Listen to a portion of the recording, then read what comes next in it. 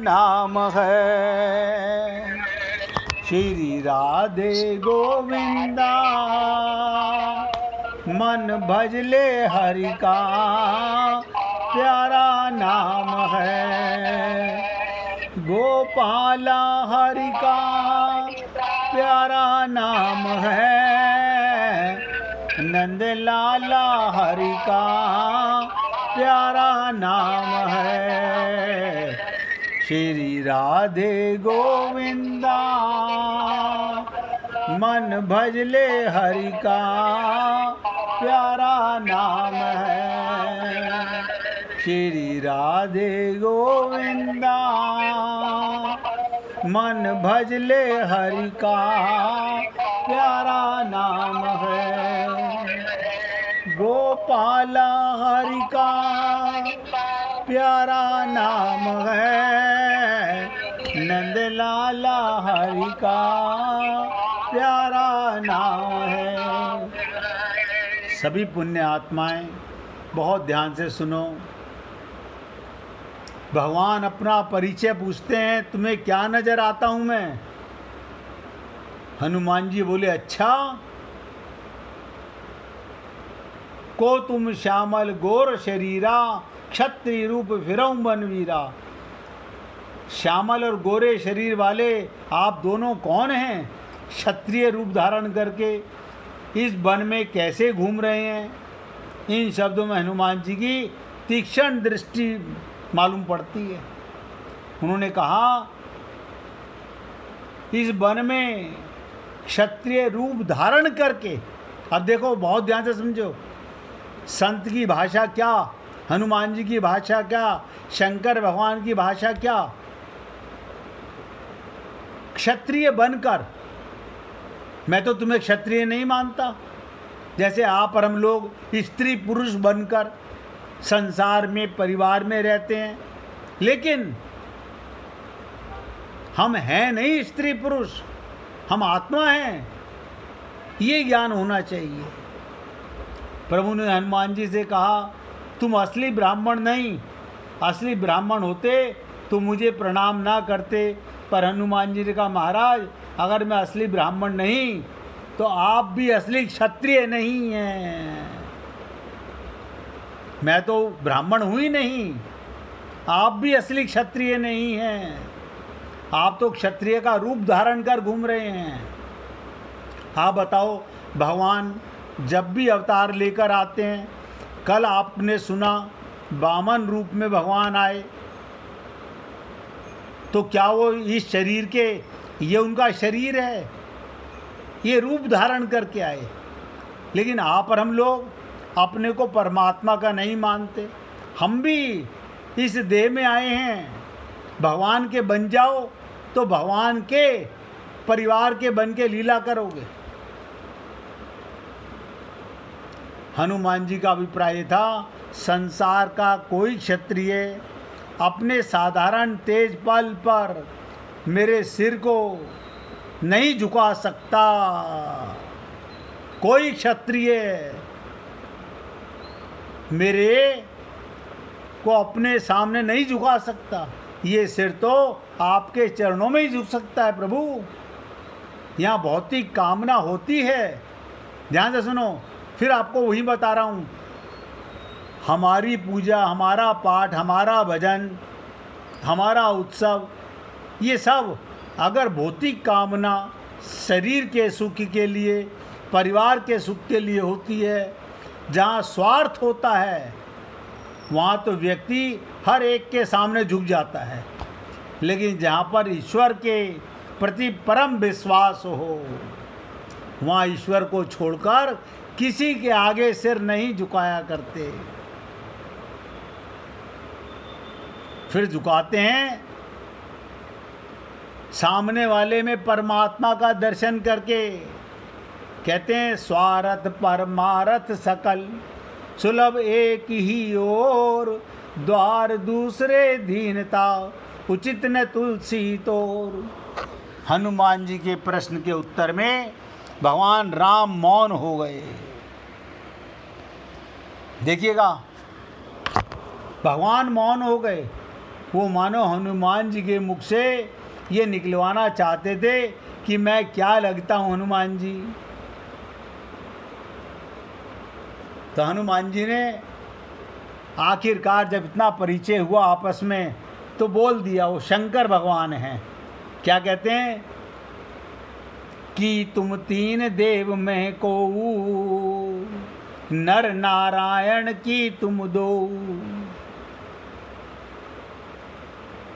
जग कारण तारण भव भंजन धरी भार, को तुम अखिल भुवनपति तीन मनुज अवतार। आपने अवतार लिया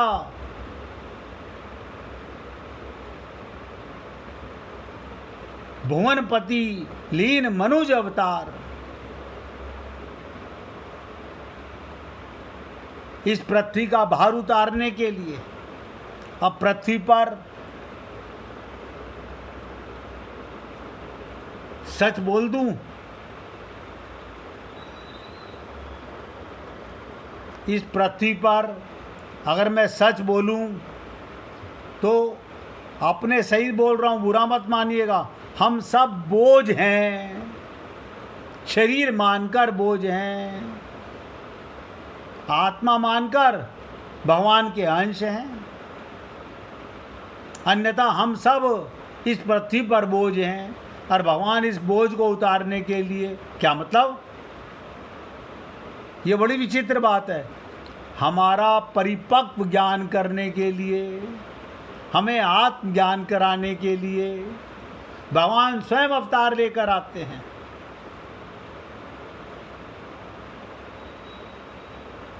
तो भगवान को लगा सचमुच भक्त की आंख बड़ी पैनी है, इससे अपने आप को छिपा पाना बड़ा कठिन है। मैंने कहा ना, भगवान स्वयं कहते हैं हम भक्त पराधीना, भक्त मुझे नचाते रहते हैं। भगवान ने छिपाने के अनेक उपाय किए पर छिपा न सके, और अंत में इस भक्त के भगवान के साथ मिलन हुआ। आत्मा का परमात्मा से मिलन, भक्त का भगवान से मिलन। इस मिलन की विशेषता क्या है, बहुत ध्यान से सुनिएगा।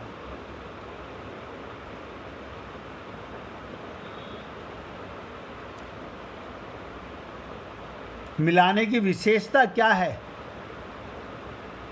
ऐसे भक्त तो मिलते हैं जो स्वयं भगवान को पा लेते हैं, पर हनुमान जी की सबसे बड़ी विशेषता, वो अपने पाने की उतनी चिंता नहीं करते। उन्हें तो राम मिले ही हुए हैं।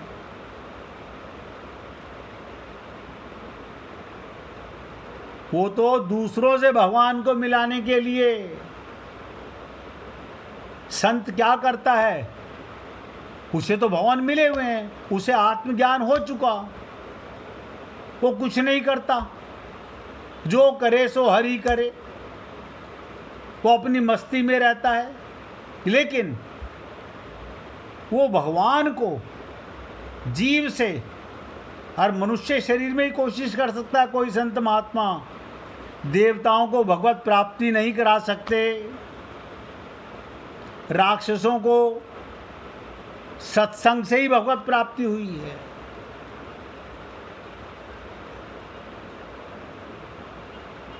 जैसे मैं प्रभु राम की बात बता रहा हूँ, ये हनुमान जी कौन है, भगवान शंकर हैं। अब ध्यान से सुनो, लगे हाथ, अभी ये भाव अंदर आते हैं भगवान की कृपा से, तो बता रहा हूँ। माँ पार्वती भगवान शंकर जी से पूछा, भगवान श्री कृष्ण के मनोहारी रूप की प्राप्ति कैसे हो सकती है?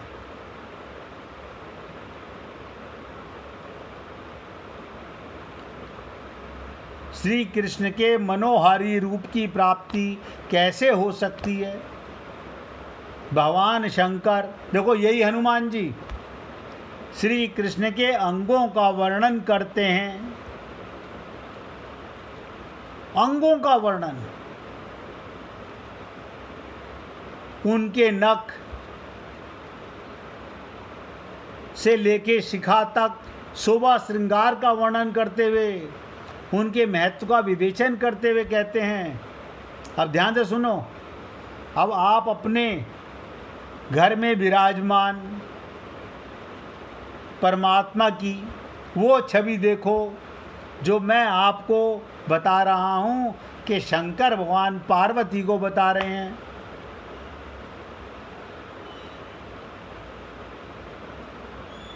अभी एक दिन पहले वीना बता रही थी अपनी दीदी को कि हमारे लाल जी की गर्दन टेढ़ी हो गई है। अब आप सोचो, मैं आपको जो बताने जा रहा हूँ, जिस समय वो टेढ़ी गर्दन करके, एक एक शब्द पे ध्यान देना, जिस समय वो टेढ़ी गर्दन करके खड़े होते हैं, उस समय अनंत कोटि कामदेवों से भी अधिक सुंदर दिखते हैं। क्या कह रहे हैं शंकर भगवान पार्वती को कि जिस समय वो टेढ़ी गर्दन करके खड़े होते हैं, उसमें अनंत कोटि कामदेवों से भी अधिक सुंदर दिखते हैं। तो हमें खुश होना चाहिए, ना कि हमारे मन में कि मेरे लाल जी की गर्दन टेढ़ी कैसे हो गई। वो तुम्हारे को अपना सुंदर रूप दिखाना चाहते हैं। अनंत कोटि कामदेवों से सुंदर लगते हैं। और ध्यान से सुनिएगा, जब वो अपनी तिरछी चितवन, सब समझते हो गए, तिरछी चितवन मधुर मंद मुस्कान द्वारा करोड़ों कामदेवों के समान सुंदरता धारण कर अपने, अब ध्यान से सुनो, सिकोड़े हुए अधरों पर बंसी रखकर बजाते हैं। बंसी बजाने के लिए होठों को सिकोड़ना पड़ता है। बांसुरी का चुंबन करने के लिए होठों को सिकोड़ना पड़ता है। अधरों पर बंसी रखकर बजाते हैं। उसी मुरली की मधुर स्वर लहर से त्रिभुवन को मोहित करने वाले सबको प्रेम सुधा सागर में निमग्न कर देते हैं। ये शंकर भगवान पार्वती को बता रहे हैं।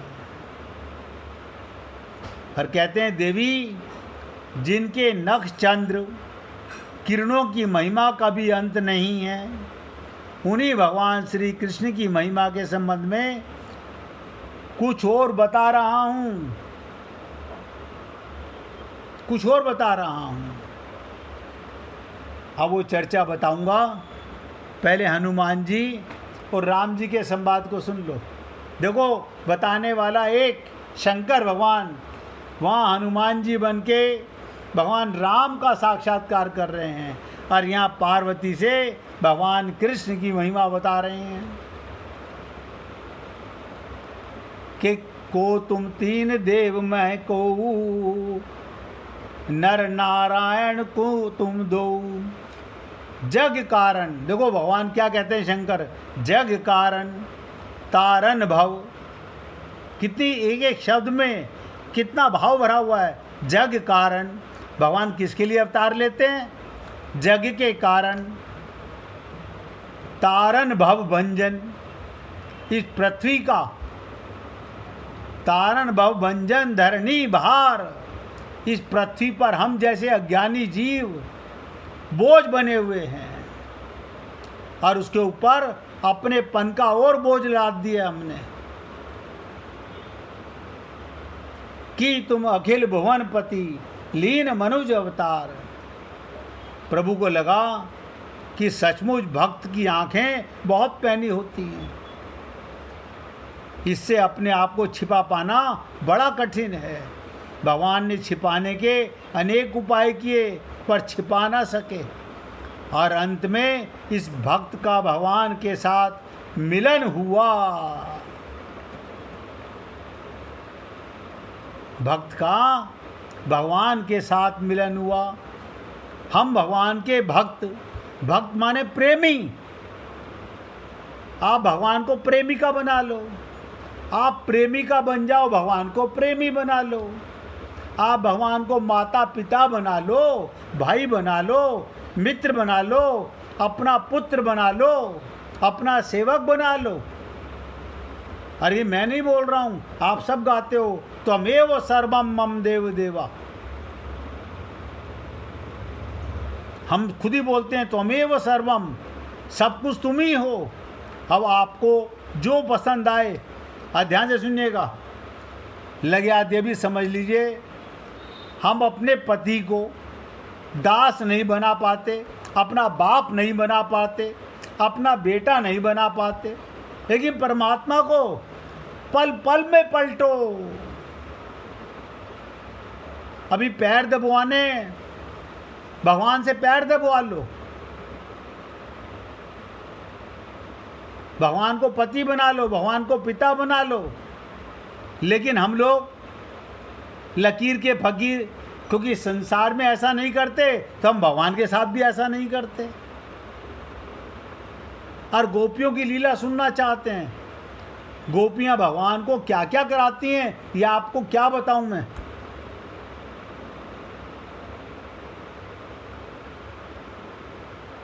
तो हनुमान जी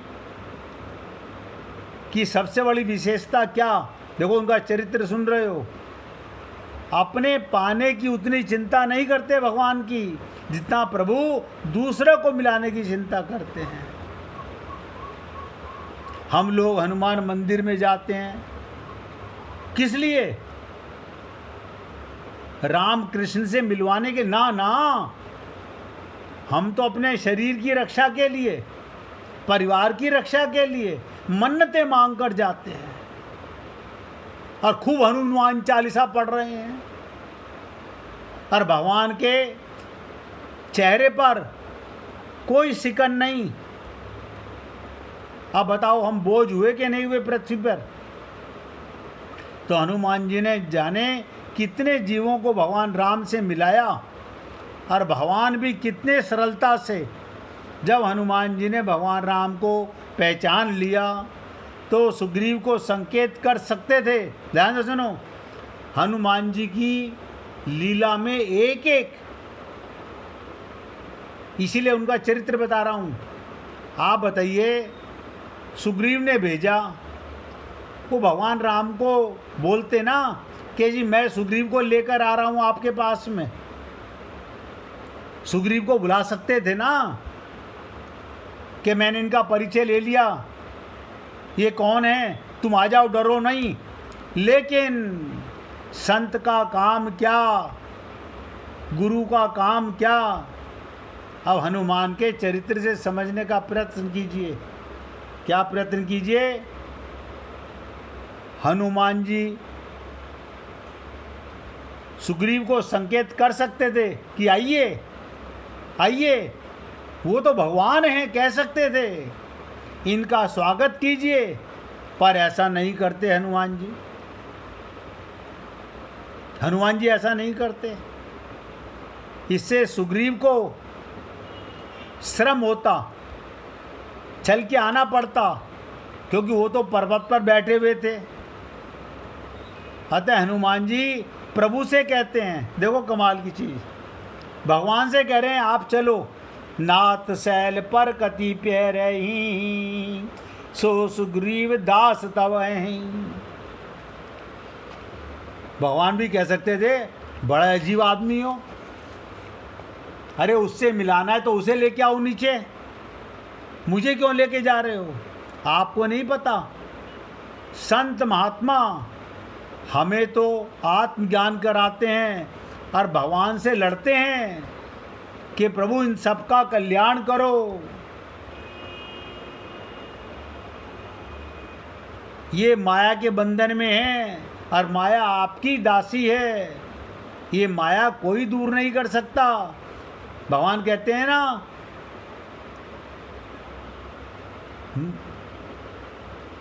माया के बारे में, देवी ही सा गुणमयी मम माया दुरत्यहा। दुरत्या माने कोई दूर नहीं कर सकता। तो संत महात्माओं ने भगवान की बात पकड़ ली। आपने तो कहा कोई दूर नहीं कर सकता, आपकी माया है, आप दूर करो। अब आप और हम लोग वो प्रार्थना नहीं करते जो संत महात्मा हमारे लिए प्रार्थना करते हैं।